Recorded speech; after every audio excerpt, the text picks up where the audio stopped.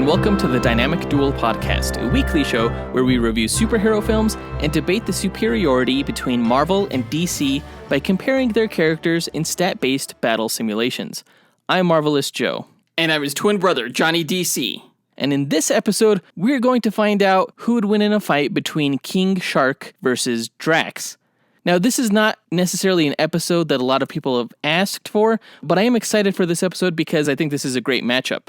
Yeah, King Shark has been growing in popularity. He was on the Flash TV show, he's on the Harley Quinn animated series, and he'll be in the upcoming Suicide Squad film directed by James Gunn. So as a tie-in match to our previous episode of Guardians of the Galaxy, we needed to pit Drax against someone, and I thought King Shark was a good match. Right, they're both strong, they're both burly, they both have sharp weapons. It's going to be fun. We'll run the simulations and talk about the matchup later on this episode. Before that, we're going to discuss the comic book movie news from the past week, of which there was none due to the current issues going on around the world. There's not a whole lot of relevant entertainment news happening right now, so Jonathan and I thought we'd use this time to celebrate one of our favorite black comic book creators, Dwayne McDuffie. And he has a fund out there that we'd like to donate to and see if you guys will help us donate to. We do have a prize to give away to one lucky donor, so please stay tuned to later on this episode when we talk all about the Dwayne McDuffie Foundation. As always, our segment times are in our episode description, so feel free to jump around to whatever part of the episode you want to listen to. But in this case, again, we implore you to listen to our news section. We want to give a huge shout out to Aber21 for leaving us a wonderful review on iTunes. As always, guys, if you could leave us either a rating or a review on your platform of choice, it goes a long way in helping Jonathan and I promote this podcast. But with that out of the way, quick to the No Prize. So a No Prize is an award that Marvel used to give out up until the 90s to fans. Our version, the Dynamic Duel No Prize, is a digital award that we post on social media that I personally draw for those who we feel gave the best answer to our question of the week. Last week's question tied into the news that Warner Brothers is keen on bringing back Henry Cavill as Superman, albeit in some kind of cameo. So the question was, in what upcoming DC film do you hope Henry Cavill's Superman makes a cameo, and what would the cameo entail? There were no bad answers here. These are all great answers, and I think really any one of them could have won the No Prize, but let's run down our list of honorable mentions. Jeff Miles Jr. gets honorable mention for his answer of Shazam 2. He wants to see Henry Cavill team up against Black Adam. Yeah, that would be just like the animated short that DC did between Shazam, Superman, and Black Adam. That'd be cool. Yeah. Jacob Bell also said that he would like to see Henry Cavill as Superman in Shazam 2, but with a cameo involving a training montage on how Shazam can use his powers. I would love that. That would be great. Kind of like the training montage from the first movie, but right now with Superman instructing him. That'd be hilarious. Honorable mention goes to Efren Lazos, who said that he doesn't want to see Henry Cavill cameo in an upcoming DC film. He'd rather see Henry Cavill in a Man of Steel sequel. Don't we all? Oh, yeah. Richard McGrew said that he would like to see Henry Cavill as Superman in the next Harley Quinn movie doing something mundane like ordering coffee from a bodega. Yeah, or an egg sandwich, as she calls it. Egg sandwich. Kevin Odilon said that he'd like to see Henry Cavill cameo in the upcoming Flash movie, where Flash makes a reference that he was the one that won the race that they had in Justice League, because Flash would obviously beat Superman in a race. Yeah, I would love that. I would love to settle that debate. Michael Haggerty said that he would like to see Henry Cavill as Superman in Shazam 2 as well, and have him be controlled by Mr. Mind to attack Shazam. And that would actually be pretty cool. Yeah, you'd get to see some Shazam versus Superman action. That would be great. Yeah, and we already know that Mr. Mind will be the villain in the sequel, so it works.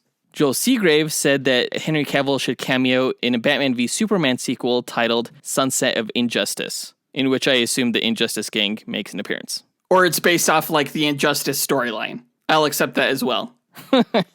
Very clever. Miggy Medangian said that he would like to see Henry Cavill in Shazam 2, which would pick up in the cafeteria scene from the ending of the first film. Right, but it would actually be Henry Cavill this time and not just some random dude from the neck down, right? Right. That'd be great.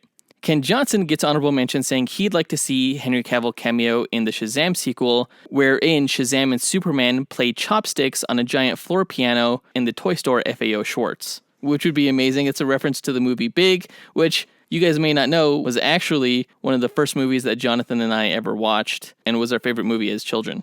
Yeah, and to me, the film still holds up. It's still a really good film. But the winner of this week's No Prize is Brandon on Twitter, whose handle is @LittleSweet1127, who said that he would like to see Henry Cavill as Superman show up next in the Flashpoint film. And they would use skinny CGI like they did for pre-serum Captain America in the Marvel films. Right, because if you guys know the Flashpoint story, Superman in that was discovered by the U.S. government and kept underground in a heavy bunker where he was exposed to red sun radiation his whole life. Right, and the character of Superman really was a cameo. It was a small bit in the Flashpoint storyline. So I think since Warner Brothers wants this to be a cameo, and if they wanted to reboot their continuity anyway, there's no better place for Henry Cavill to show up again than the Flashpoint storyline. So congrats once again to Brandon. You win this week's No Prize.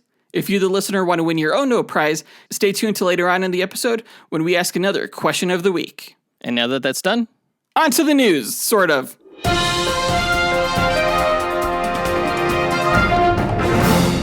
Now, if you've listened to our podcast for a while, you know that every year around the holidays, we like to have a charity duel of sorts in which we auction off original artwork to a charity organization of the artist's choice.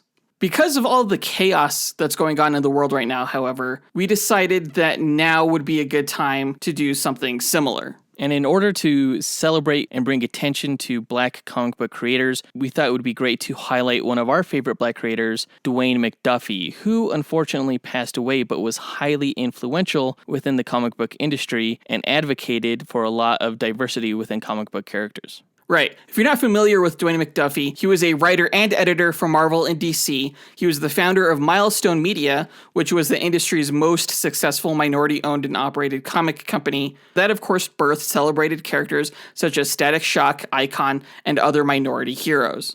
Yeah, I love Static Shock. That was such a great show. Yeah, I loved that cartoon when I was a kid. He also did a lot of work on the Justice League animated series shows, and I loved that work as well.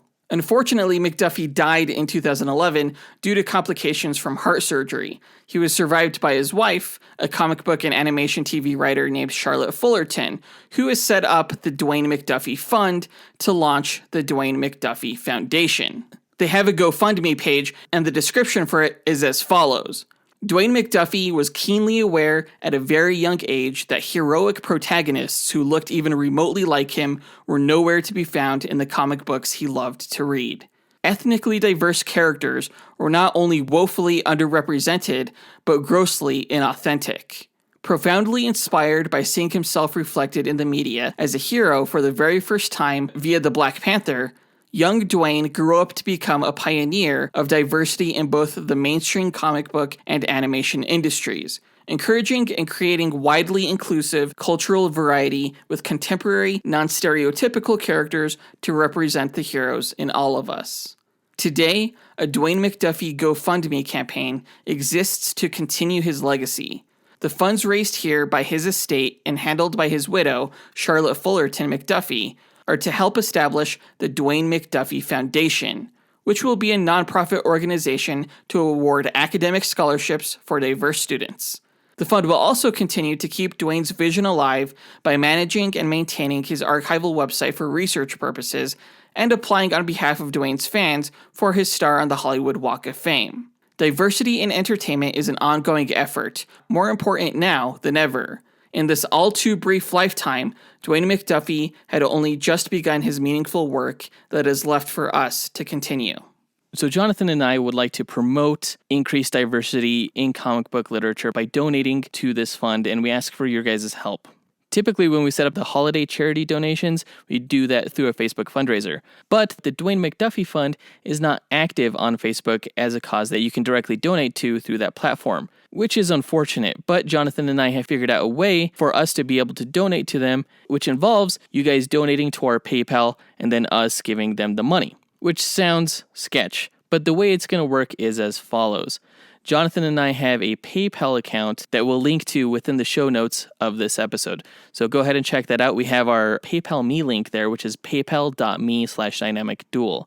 When you guys donate any amount to us, what we are going to do is go ahead and post that we received that donation publicly on all of our social media, thanking you for the donation. When you donate through PayPal, please leave us a note, which you can do when you make a payment through there, with your contact info. whether it be an email, Facebook, or whatever you prefer, so we can reach out to you.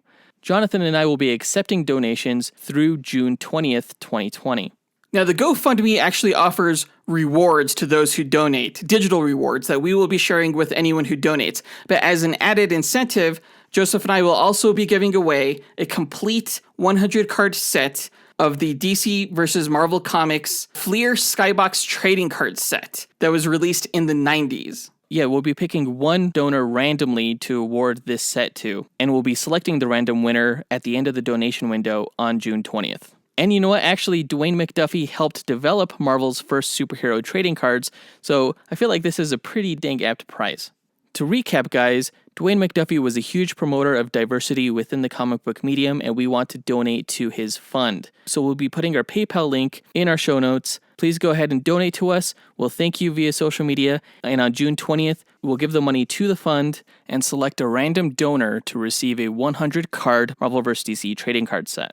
Yeah, again, Dwayne McDuffie has created a ton of content that we all love. The GoFundMe fund itself is really, really close to its goal of $100,000. They're at $90,440 so far as of this recording. His GoFundMe has been up for 4 years. Let's get them as close as we can to their goal, and let's see what we can do.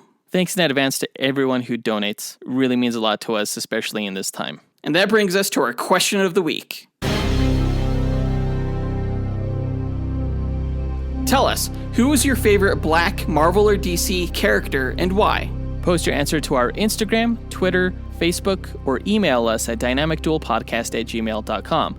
We'll pick our favorite answer and draw that person a Dynamic Duel No Prize that we'll post to social media. But that does it for all the news for this episode, so let's go ahead and get into our main event, where we find out who would win in a fight between the Aquaman villain, King Shark, and Drax the Destroyer from Guardians of the Galaxy.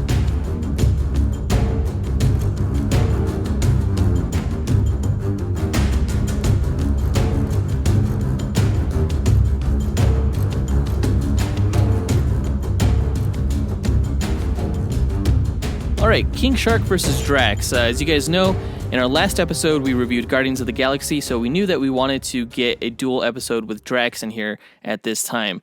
And when trying to come up with characters that he could go up against, it wasn't really intuitive. But eventually, we decided that King Shark from the Suicide Squad was one of the best opponents from DC that we haven't featured yet in a match. And it's pretty apt because I think that the Suicide Squad movie also tried to be like the Guardians of the Galaxy film. Yeah, I mean, I think that's pretty obvious. Actually, King Shark was going to be in David Ayer's Suicide Squad film, but the budget wouldn't allow for him, so they had to replace him with the character of Killer Croc, who hadn't been on the Suicide Squad before. But because they were able to create the character using makeup instead, they went that route. Interesting. I had no idea about that. Yeah, fun fact. But both these guys are pretty dang tough. It's going to be a really fun match. If you guys have never listened to one of our episodes before, the way we determine a winner between the two characters is through a stat-based probabilistic model known as a Monte Carlo simulation. And how that works is we take stats from each character among a variety of criteria and then plug them into the simulation runner, which calculates 1,000 battles between the characters and gives us a percentage of wins for each one. Right, and the stats we compile for each character are based on Marvel's Power Grid, which is official. And we extrapolate the DC stats from that criteria, and we also incorporate a few more categories just to make a more robust simulation. Now, no one character ever wins 100% of the matches. There's always one way for one character to defeat another. But whoever has the higher percentage of wins, we declare the winner. Yeah, there are so many variables that determine one battle. The way the simulation works is it randomizes each character's stat numbers along a normal distribution, which is represented by a bell curve. So you have your outlier feats represented on both sides of the spectrum. But overall, the character's stat number is represented as the average within the model. Right, it's very scientific, and this was the same approach that the old Spike TV show Deadliest Warrior took when doing their show. So there's no bias, there's no fan votes, it's just math, it's just stats, and it's the most objective way we could think of to figure out the actual winners. Right, so Jonathan and I will go over the histories and abilities of each character and then improvise a sort of beat-by-beat scenario and how we imagine one of the 1,000 matches will play out, and then we'll actually run the simulations. So let's go ahead and get started. I believe I go first this episode with my character's background, so let's learn all about Drax the Destroyer, who is very different from his movie counterpart, if that's all you know him from. For starters, Drax is not an alien. He's actually a human who is transformed into a being like the Eternals. Yeah, when you mentioned that in the last episode, that kind of blew my mind. I was like, what? Yeah, a lot of people don't know that, but here's his actual backstory from the comics. Arthur Douglas was a real estate agent and jazz musician happily living in Los Angeles with his wife Yvette and their daughter Heather. During a drive through the Mojave Desert from a concert in Las Vegas, an alien spaceship flew over their car. In the alien craft was Thanos, who was actually performing his first surveillance of the planet Earth in search of the cosmic cube. He callously destroyed the Douglas family vehicle and all of its occupants, not wanting his presence yet to be known among Earthlings. Arthur, Yvette, and Heather all seemingly died. Unknown to Thanos, however, his father, the eternal being called Mentor, had been observing his son's activities and witnessed the brutal murder of the Douglas family. He vowed to put a stop to Thanos' devastation. Mentor transported to Earth and discovered that Heather, the daughter, had actually survived the explosion. He took her to the Eternal City on Saturn's moon Titan, where she was raised by monks. He then reached out to his father Kronos, who was an all-powerful Eternal, for help in creating a weapon to defeat Thanos. Kronos reached into the universe and plucked Arthur Douglas' spirit from its journey toward the afterlife. He reformed Arthur's body within the ground, and from it rose Drax the Destroyer, a powerful being with an unending hatred for Thanos, whose sole purpose was to kill the Mad Titan. Drax's memories of his past life as Arthur Douglas were gone, and all he knew now was his new mission. Drax constantly pursued Thanos across the galaxy for several years, consistently thwarting his plans, but never managing to kill him. He helped Earth's heroes fight the villains several times, so he knew to team up with Captain Marvel and the Avengers when Thanos first achieved his goal of ultimate power by acquiring the Cosmic Cube, which you can learn more about in our Darkseid vs. Thanos Duel episode. In that battle, Thanos reawakened Drax's memories of his life as Arthur as a means to toy with him, but it only served to multiply Drax's hatred. Though his resulting onslaught was futile against the all-powerful Thanos, it proved to be a valuable distraction while Captain Marvel destroyed the Cosmic Cube and killed Thanos. Purposeless, Drax wandered the universe. Eventually, he came across Marvel and tried to beat the shit out of him for robbing him of his kill.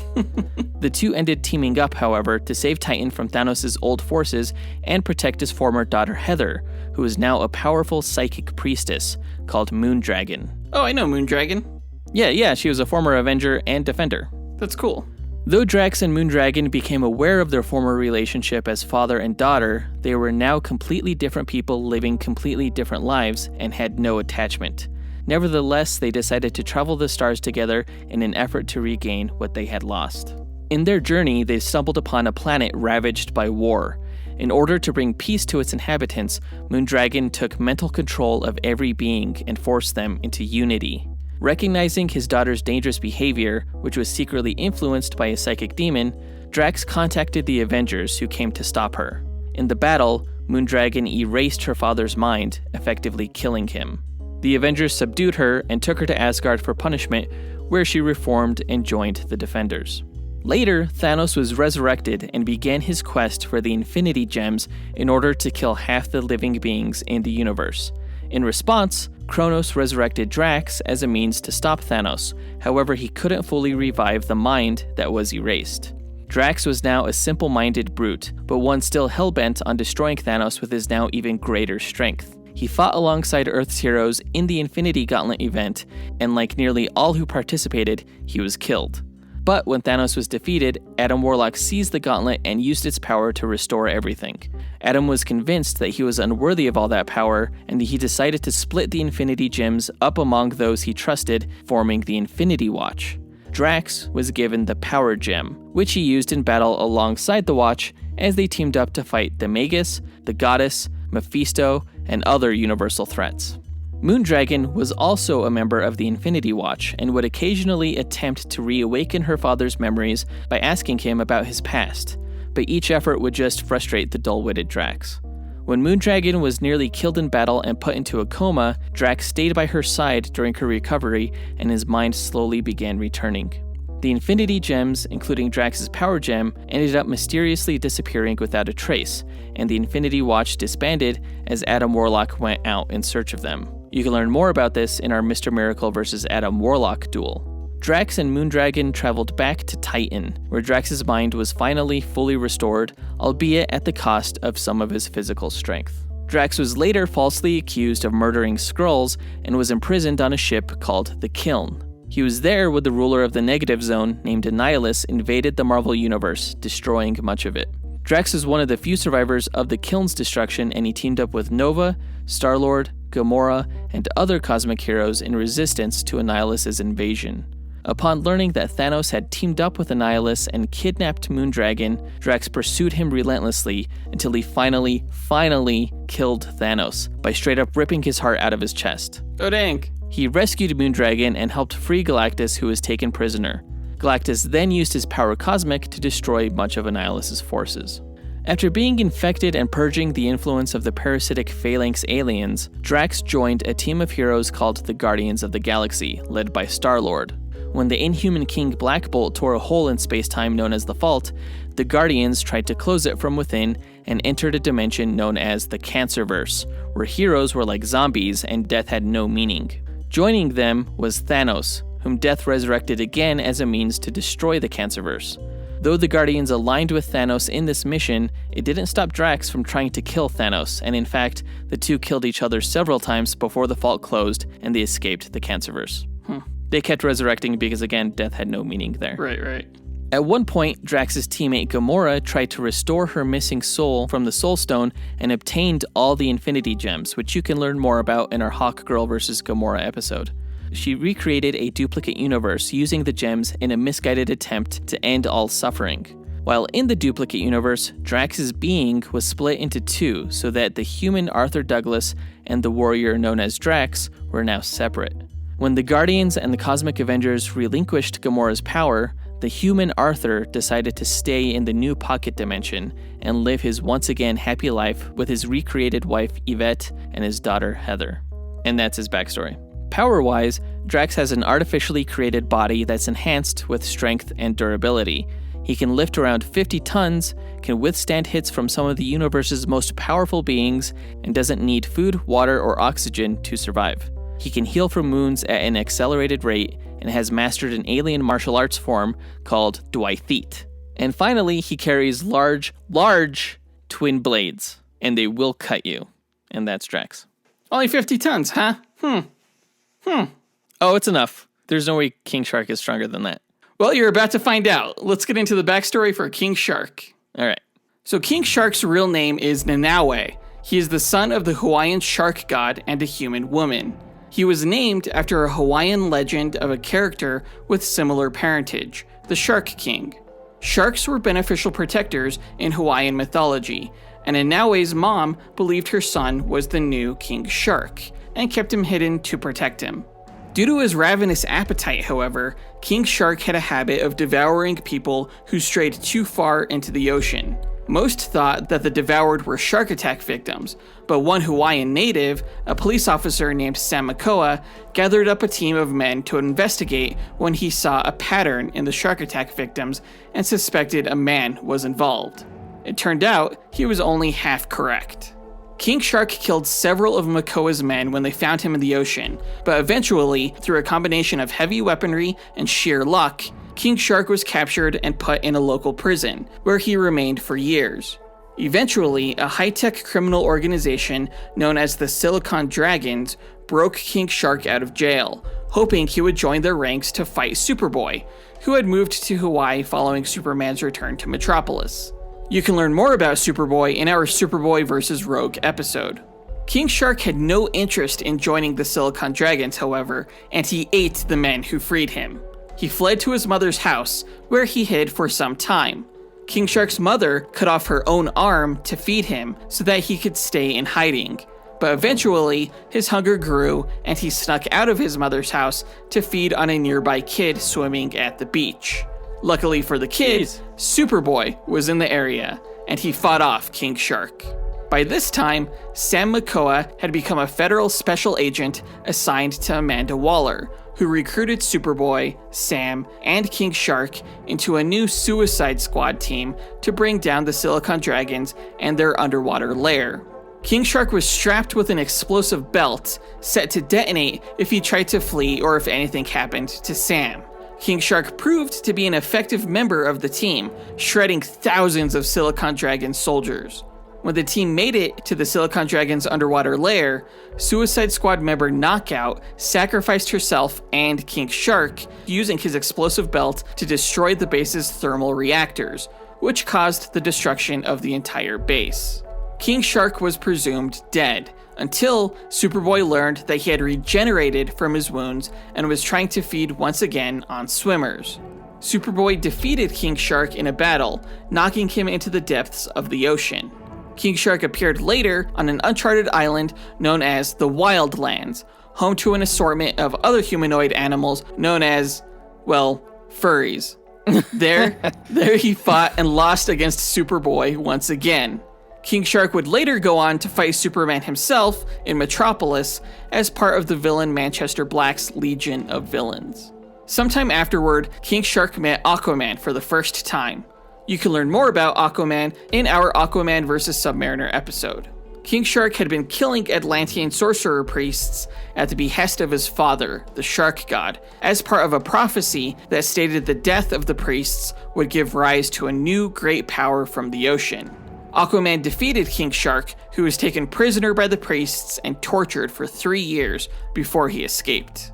King Shark eventually joined Alexander Luthor's Secret Society of Supervillains during the Infinite Crisis storyline, during which he, Ocean Master, and Black Manta led an attack on the citizens of San Diego when the city sank into the ocean.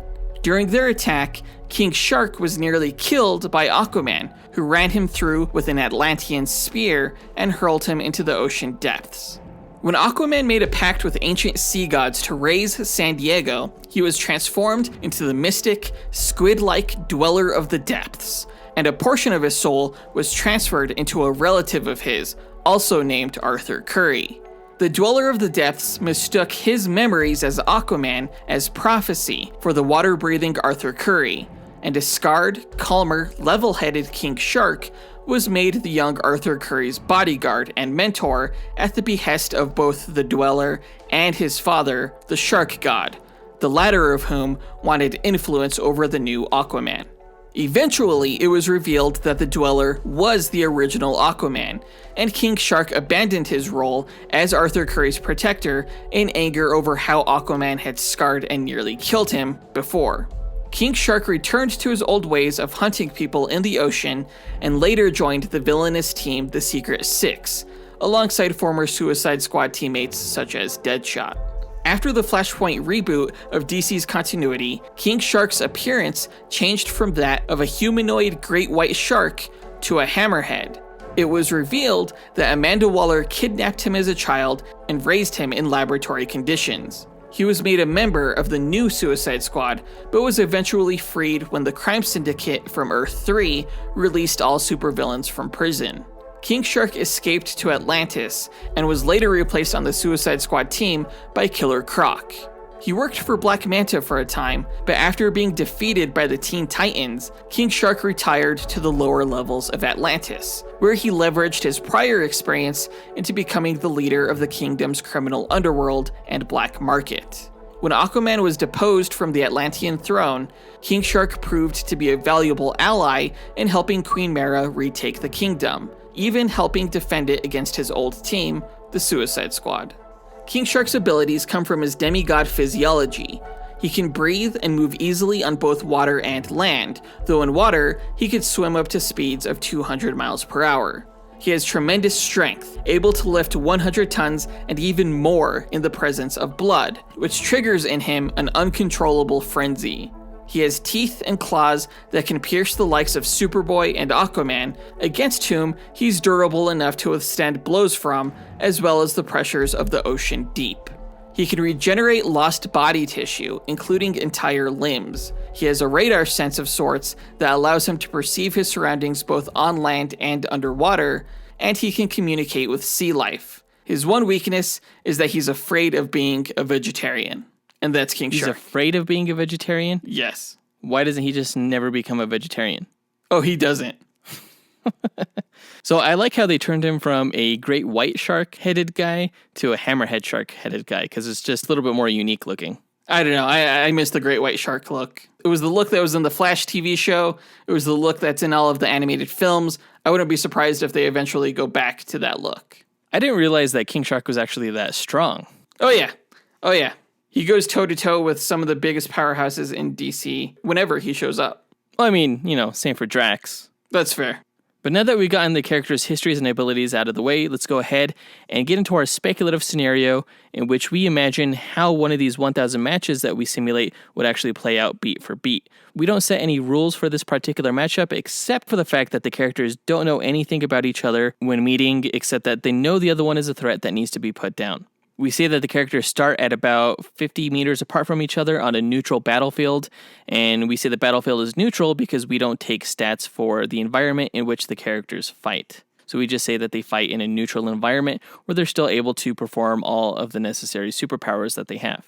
Right, the environment has no bearing on the battle. The characters have to win on their own merit, which kind of sucks for King Shark because he's way more lethal in the water. Oh yeah, if this match was taking place in the water, it would be no contest. It's good to hear you admit that. Oh yeah, sure. I mean, I'm no fool. But let's get into it. The characters start 50 meters apart from each other, neutral battlefield. Who goes first? That's a good question. I feel like both characters are pretty, bloodthirsty. So probably they both go first, just by charging each other. Okay, yeah, I could totally see that. All right, Drax pulls out his blades and just starts running toward King Shark, who charges at him in turn. The two clash, but unfortunately for King Shark, Drax actually has a bit of range with his large daggers. Because Drax is running while holding them out in front of him. So he gets first blood. I don't know about that because King Shark has a pretty big head. He's a pretty tall guy. Yeah, a big head that runs into these two daggers that are coming at his face. Okay, but little did you know, King Shark has a huge, gigantic mouth. So yeah, the daggers go towards him, but they actually go inside his mouth along with the rest of Drax. So all you see now is Drax inside of King Shark's mouth with his legs dangling, hanging out. Okay, well, you've seen the movie Guardians of the Galaxy Volume 2, right? When he got swallowed by the obelisk at the beginning of the film, and how he was just going to town with his knives on the inside of the beast's belly. That's exactly what he's doing here. He's just stabbing the shit out of King Shark from within. Okay, so that's probably pretty painful to King Shark. So that's when King Shark grabs him by one of his legs, he pulls him out of his mouth, and then just starts like slamming him on the ground like a rag doll. And then he just chucks him, just hurls him really far. And that, of course, gives King Shark some time to recover from all the blood and pain that's going on in his throat. Well, I mean, Drax is also recovering from being slammed on the ground and probably being bitten on his legs.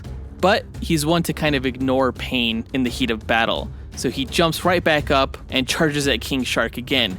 This time, he doesn't get as close right away, but when he gets an adequate distance, he hurls one of his daggers at King Shark and it lodges right into his torso. Okay, so King Shark has this long blade sticking out of him and he's probably pretty pissed off.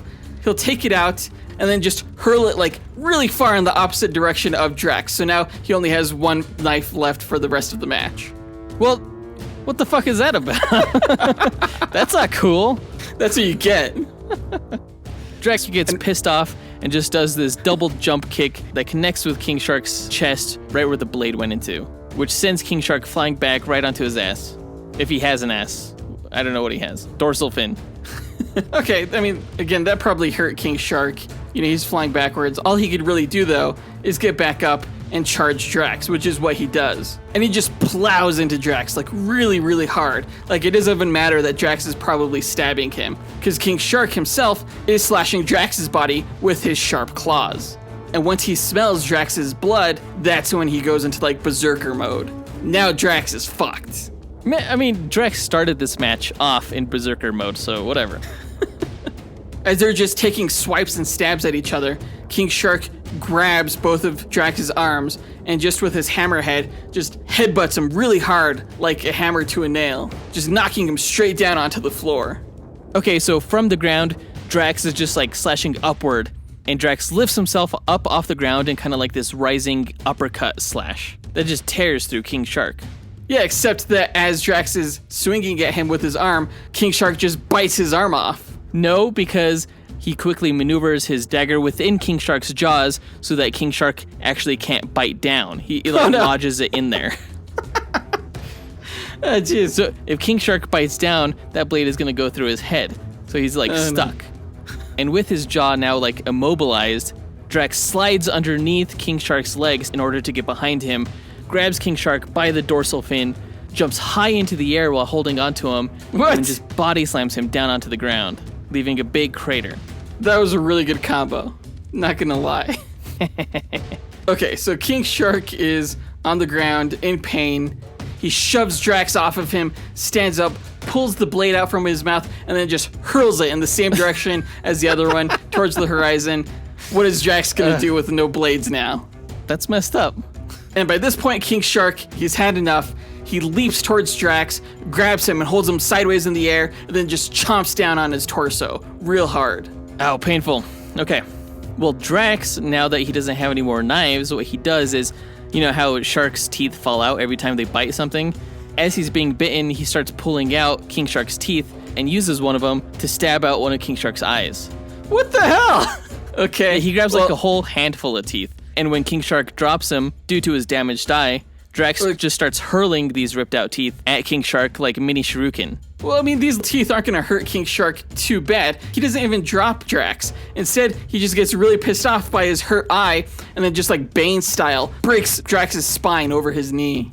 So as King Shark is forcibly shoving Drax down toward his knee, Drax reaches out and wraps his arms around King Shark's hammerhead.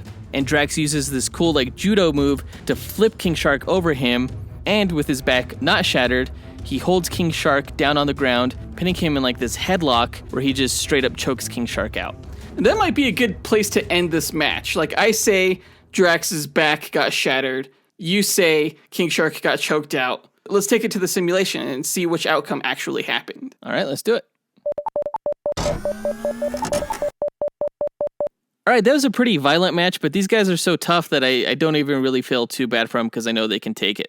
Right, and they didn't differ too much regarding stats as I thought they would. I do feel like this was a pretty good matchup. Right, well, when you look at the Marvel official power rankings grid, categorically speaking, these characters were not too dissimilar. Yeah, King Shark edged out Drax on strength and also speed, which we had to average for this match because there's no saying whether it's on land or in sea.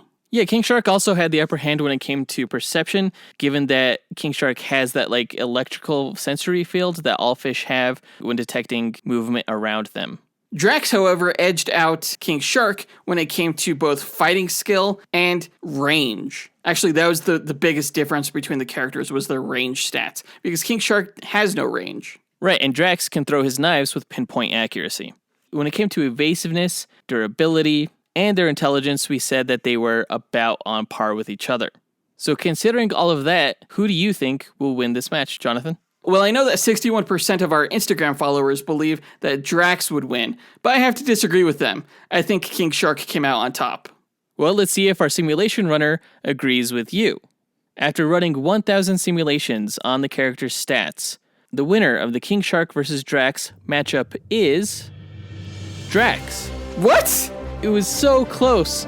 Drax won 529 matches out of 1,000. King Shark only won 471. What?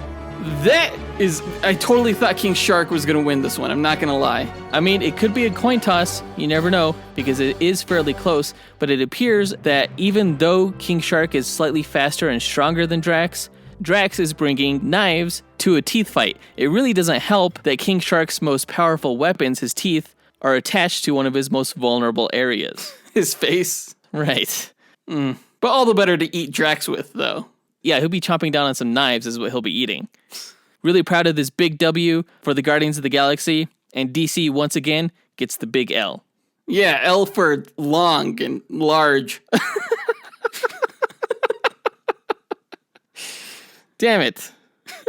So that does it for this matchup, guys. Go ahead and let us know what you thought about the results by writing into us at dynamicduelpodcast@gmail.com or reaching out to us on social media on Facebook, Instagram, or Twitter. You can find links to all of our social media accounts by visiting our website, dynamicduel.com, where you can also find a link to our merchandise store on TeePublic. Right, and on our online store, you can find merchandise including face masks, t-shirts, cell phone cases, all kinds of things with our no prize artwork on it. This week, I will be drawing King Shark. That'll be cool. Yeah, I'll be looking forward to that. Yeah, animals are always kind of tricky, so we'll see how this one turns out. But that does it for this episode, guys. Again, please check out our show notes for the link to our PayPal account where you can make donations to the Dwayne McDuffie Fund. Again, any donation will put you in the running to win our 100 card Marvelverse DC trading card set. You have until June 20th to donate and help make a difference. In our next episode, we will be reviewing the animated film Batman Assault on Arkham, which has King Shark as part of the Suicide Squad. I haven't seen this film yet, but I've seen clips from it and it looks really cool, so I'm really looking forward to it. Yeah, I heard it's a great Suicide Squad movie, so I'm looking forward to it too. Please don't forget to share our show and subscribe to it if you haven't. Please rate us and review us on whatever platform you guys happen to be listening to us on, if that's possible. Big thank you to our executive producers, Jace Crump and John Spees. We'll talk to you guys next week. Up and away. True believers.